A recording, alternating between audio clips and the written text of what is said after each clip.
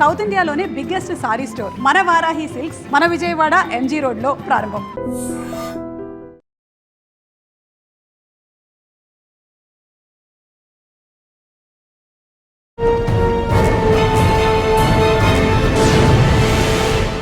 Welcome to crime diaries.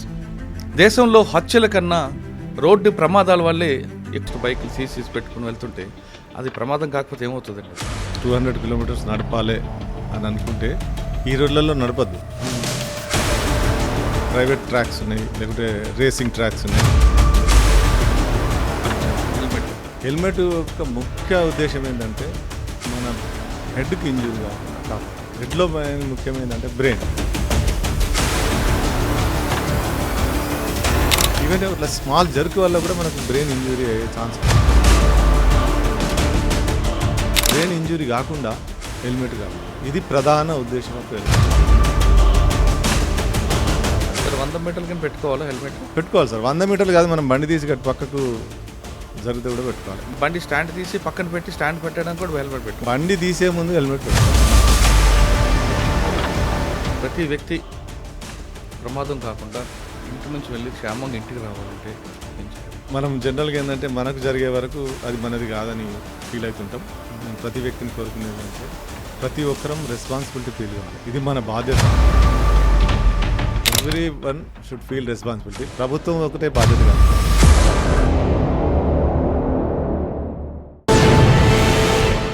Welcome to crime diaries. దేశంలో హత్యల కన్నా రోడ్డు ప్రమాదాల వల్లే ఎక్కువ మంది ప్రాణాలు కోల్పోతున్నారు. అన్నం పుణ్యం ఎరగని వాళ్ళు రోడ్డు మీద రావడం, ఎదుటి వ్యక్తి చేసే నిర్లక్ష్యానికో తన నిర్లక్ష్యానికో ప్రాణాలు కోల్పోవడం, ఆ కుటుంబాలు రోడ్డు మీద పడిపోతున్నాయి. దీనికి ప్రధాన కారణం ప్రభుత్వం వైపు కొంతుంటే ముఖ్యంగా తీసుకుంటే ప్రజల యొక్క అవగాహన లోపమే.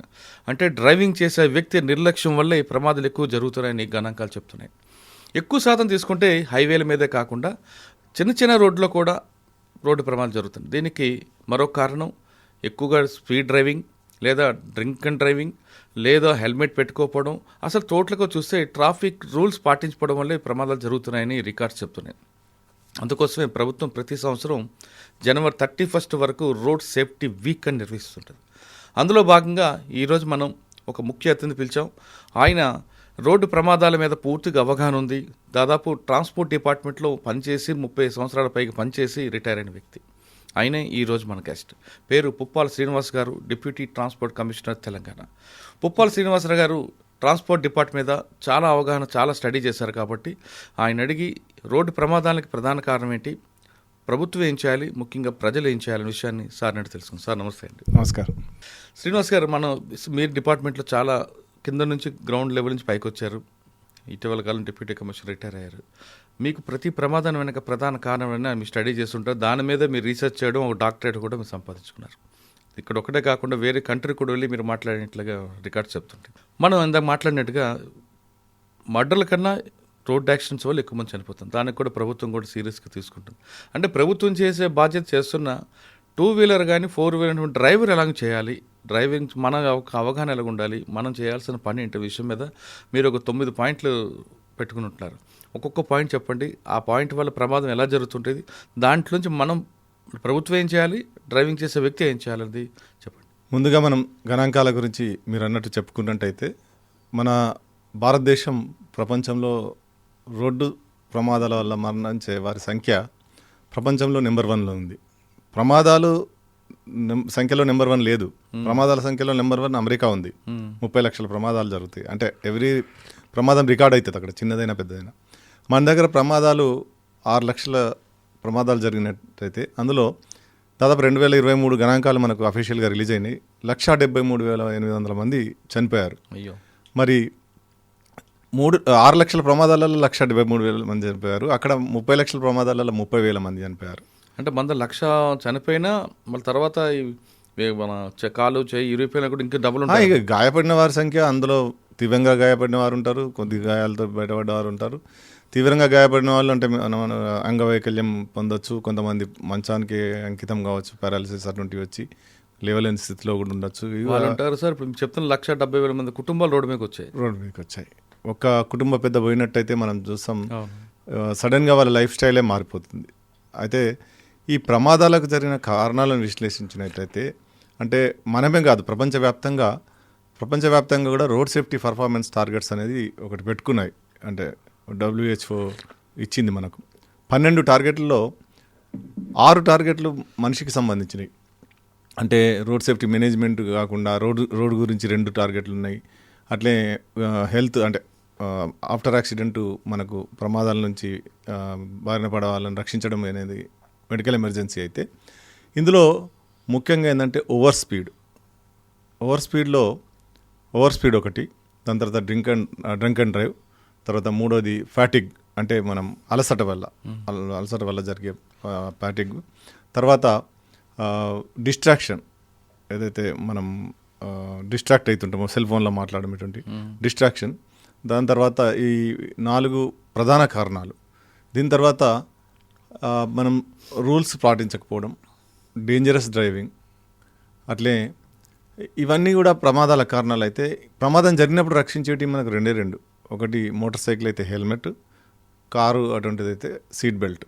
కారు కావచ్చు, కొన్ని లారీలో డ్రైవర్కు ఇప్పుడు సీట్ బెల్ట్ వస్తుంది, బస్సులో డ్రైవర్కి సీట్ బెల్ట్ వస్తుంది. బస్సులో కూడా సీట్ బెల్ట్స్ ఉంటే బాగుంటుంది, కానీ మన దగ్గర ఇంకా కంపల్సరీ రాలేదు. ఇవి ప్రమాదం జరిగినప్పుడు మనం రక్షిస్తాయి. అవి వివరంగా మనం ముందు చెప్పుకుందాం. అయితే ఇప్పుడు మనం 7 రకాలు ప్రమాదానికి ప్రమాదానికి ముందు 2 ఏమో ప్రమాదం తర్వాత మనం అంటే స్పీడ్ తీసుకున్నట్లయితే ఫస్ట్ మనం తీసుకున్నట్లుగా రోడ్ మీద దీంట్లో 3 3E ఉంటుంది: ఎడ్యుకేషన్, ఎన్ఫోర్స్మెంట్, ఇంజనీరింగ్. ఈ మూడిట్లో ఎక్కువ ప్రమాదాలు జరగడానికి ప్రధాన కారణం ఏమొస్తుంటుంది?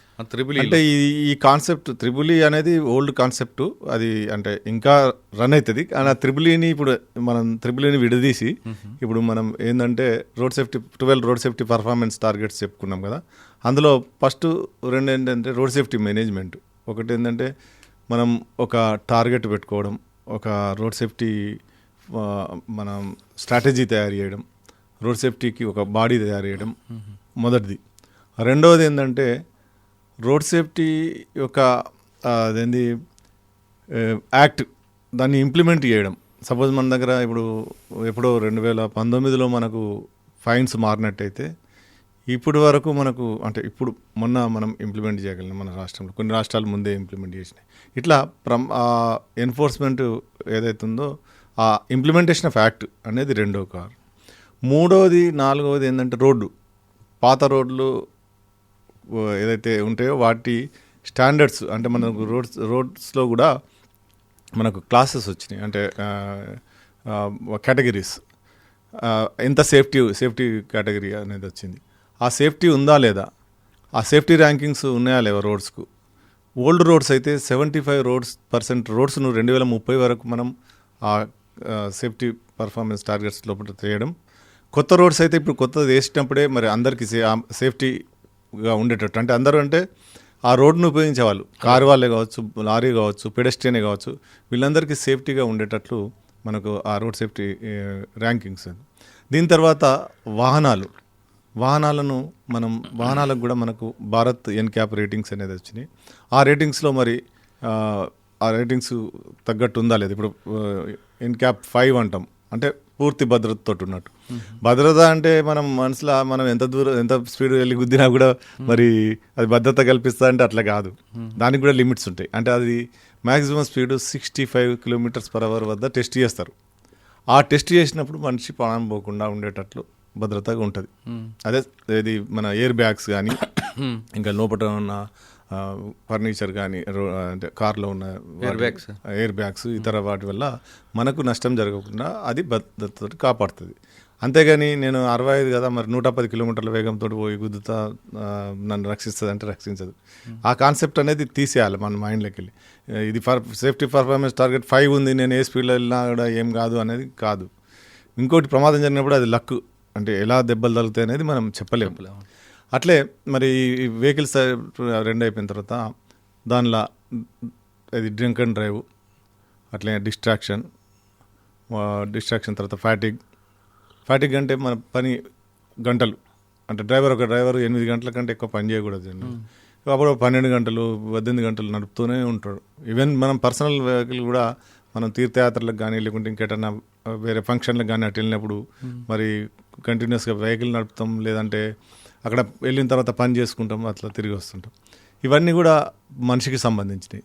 దీని తర్వాత ప్రమాదం జరిగిన తర్వాత మరి చూసినట్టయితే మనకు ఇది ఎమర్జెన్సీ సర్వీసెస్ అవసరం. గోల్డెన్ అవర్ అంటాం. ఫస్ట్ అవర్లో మనకు ఏదైతే మనకు మెడికల్ సేవలు అందుతాయో ఆ మెడికల్ సేవలు అందడం వల్ల మనం రక్షించడానికి ఎమర్జెన్సీ మనకి వస్తుంది. ఇవన్నీ కూడా పర్ఫార్మెన్స్ టార్గెట్స్ ఇవన్నీ ఉన్నాయి. అంటే ఎడ్యుకేషన్ ఎన్ఫోర్స్మెంట్ ఇంజనీరింగ్లోనే వస్తాయి. ఇప్పుడు రోడ్ ఇంజనీరింగ్లో వస్తుంది. ఈ ఏదైతే మనుషులకు సంబంధించినంత ఎడ్యుకేషన్ ఎన్ఫోర్స్మెంట్లో వస్తుంది. అట్లా ఎమర్జెన్సీ మెడిసిన్ వస్తుంది. అట్లా ఇవన్నీ కూడా 12 కూడా అందులోనే వస్తాయి. కానీ ఆ కాన్సెప్ట్ అనేది ఓల్డ్ కాన్సెప్ట్. ఇప్పుడు కొత్తగా ఈ గ్లోబల్ పర్ఫార్మెన్స్ టార్గెట్లు మనం టార్గెట్ చేసినట్టయితే తప్పకుండా రిజల్ట్స్ కనబడతాయి. కొన్ని కంట్రీలు ఇప్పుడు 50% అచీవ్మెంట్, అంటే మనకు first decade of action road safety అయిపోయింది 2001 to 2010, 2010 to 2020, 2021 to 30 second decade of action for road safety start అయింది.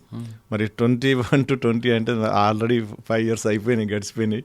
అయినా మనం ఈవెన్ ఒక నాట్ 1% కూడా మనం ముందుకెళ్ళలే. కాకపోతే కొన్ని కంట్రీలు 50% అచీవ్ అయినాయి.